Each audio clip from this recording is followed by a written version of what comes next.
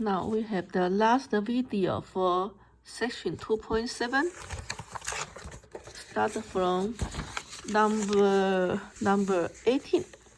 Now, number 18, you can see I showed the work very crazy. It's a very complicated question. Calculating wise, it's complicated, but the concept won't be too hard. Simply, first, they want you to solve for the inequality. For this function is smaller than or equal to 0. So this is this way. Okay, that's the first. That's part A. Part B, they try to solve for the whole thing. That's part B. So you have two questions here. This is part A. Okay, so part A, this or equal to 0. When you have fraction, we always try to make a fraction go away. So you times 2 on both sides. So you have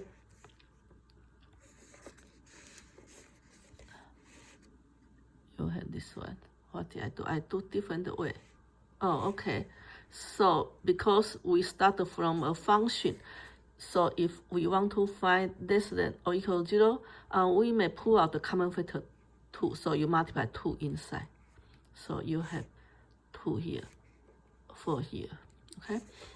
Now the whole thing you want to make it less than 0. Which part may less than 0? If you graph the whole thing, it may look like this. How you graph easily? This is just quadratic function, easy to graph, but you may find 2 zeros.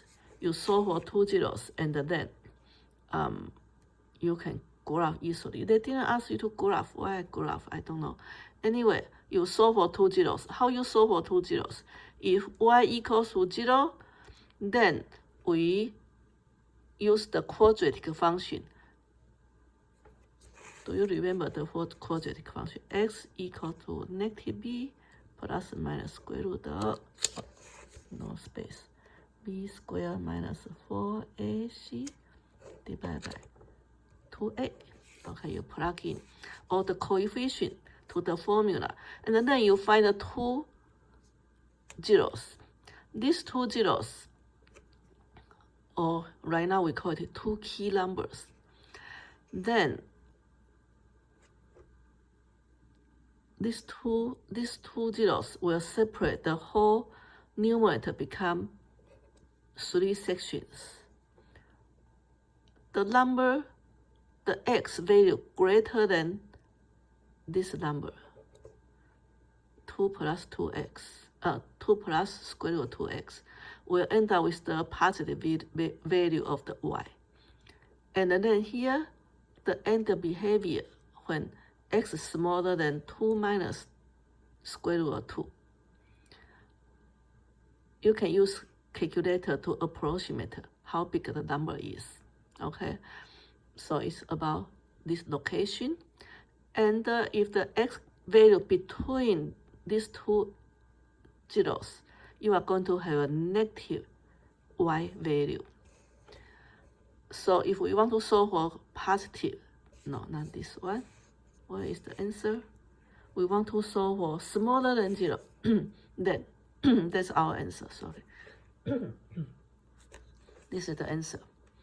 So x should be between, why I didn't write down the answer. So here, 2 minus square root of 2, 2 plus square root of 2. Do we use closed interval? Yes, because we want to solve equal.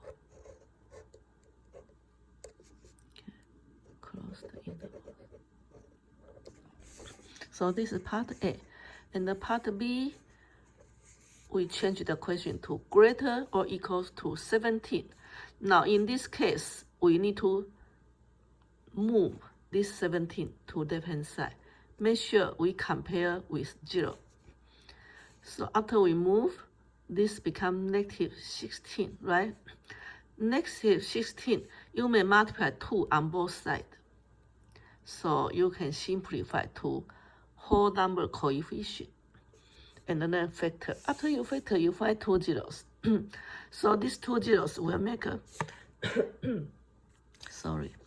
These 2 zeros will make this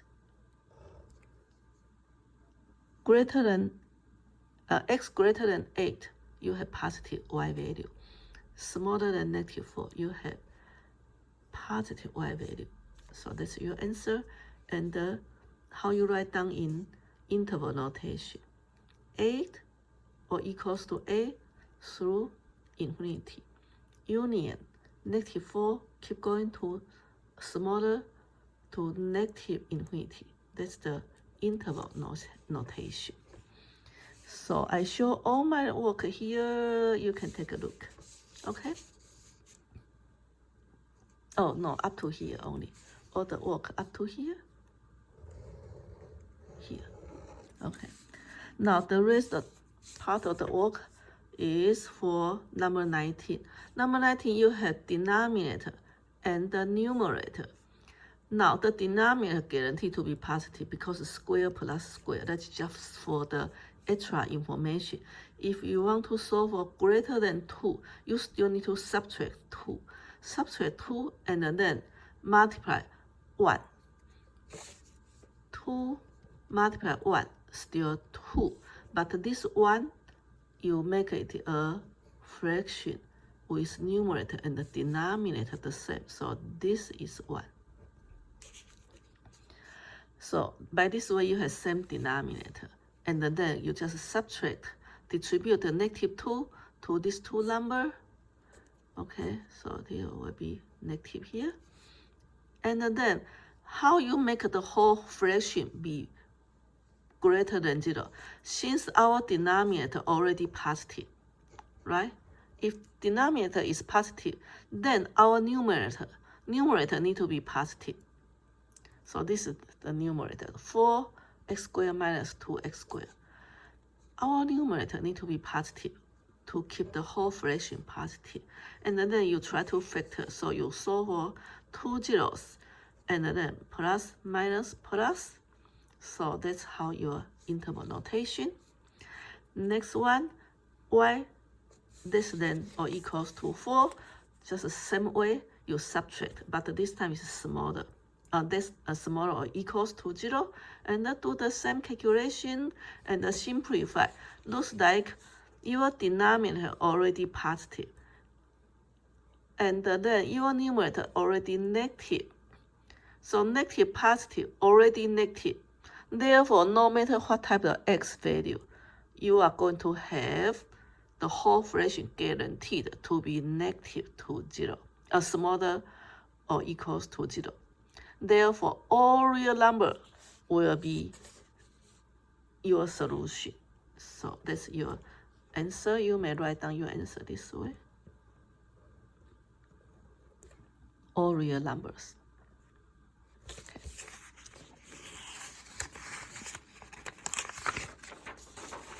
So let's talk about last page. We have 4 questions. Okay. Number 20. Okay. Number 20, what's the question? Try to solve for the inequalities. The inequality, wow, all decimal number. If they are all decimal number, same thing. I will pull out the negative 1.1 outside. So if you multiply negative 1.1 outside, you need to divide by negative 1.1 inside. So this one after divided is 1, and the 1.1 is pulled out outside, and then you have denominator negative 1.1. Okay, so how to simplify? This depends on you. You may do the way you want to calculate. Just make sure you have positive coefficient, or the best is coefficient 1. Coefficient 1 is kind of hard, right? So this is why I will leave on your own calculation. Just make sure in the end of the calculation, you may have an easier number, probably 10x squared minus 15. You can do that, okay? But I think this is very good way. I make a leading coefficient is 1. Okay, so I simplify this inequality to become x squared minus 1.5 smaller than 0. And the square minus square is the best way to factor. So I make a square root and a square. Now, after I factor by the formula, 1 plus, 1 minus. So I find the 2 zeros. These 2 zeros, we want the smaller than 0. So plus, minus, plus. Smaller than 0 should be in between. So this is my interval notation. And this question asks you to approximate to how many decimal number? You can try. Okay. Wow. Number 22. I show this much work. So this question, same thing, just a very complicated calculation. I'm not going to spend time to teach you how to calculate because I already show all my work. I will ask you to take a look how to do the calculation. It's just algebra 1 or algebra 2 label. Now, same idea. Since we want the common denominator, you want to make sure you multiply 1 to this number. So numerator and the denominator need to be the same. So same denominator, same numerator to create 1, and then do a lot of very complicated calculation work. So you are going to have, you have to factor in the end. So you have 3 factors. And you want to find zeros. You have 2 factors, 2 factors. So you find 2 zeros. But the denominator, you can never make it 0. So I supposed to say key numbers, okay, instead of zeros. And then, because this is ugly fraction, you may change to decimal number and then mark. It's a very good idea if you can graph a numerical line, mark these 2 numbers, these 2 key numbers, and then plus, minus, plus. So you want to solve for the smaller than 0, then this is smaller than 0. That's the interval. Okay. So number 22, this question, number 22 and the 23 is a little bit different from the previous questions. Because when they ask you what's the domain and you don't see denominator, when you don't see denominator, this question you have denominator and the square root. When you don't see denominator, only see the square root, then it's simple. Simply, inside the square root need to be greater than or equals to 0. So in other words, when they ask you domain, simply you are solving for the inequality. So you factor and then find 2 zeros, and then greater than 0 means these 2 outside sections union. So you had the interval notation as your answer. Now, very last question. So we are done with chapter 2 almost.